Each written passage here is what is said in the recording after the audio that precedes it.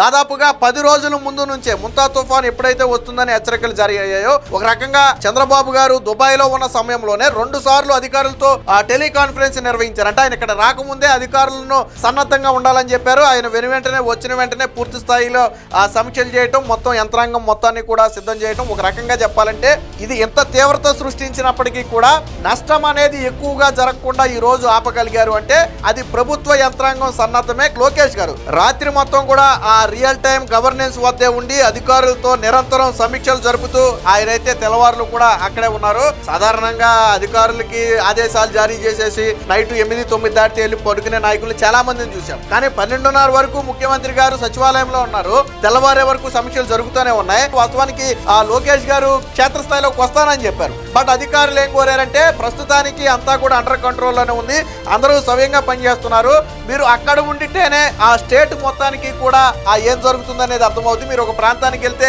మిగతా ప్రాంతాల్లో కమ్యూనికేషన్ దెబ్బతినే అవకాశం ఉంది, కాబట్టి మీరు అక్కడ ఉండటమే మంచిదని అధికారులు అభిప్రాయం వ్యక్తం చేయడంతో లోకేష్ గారు అయితే అందులోనే ఉండిపోవడం జరిగింది.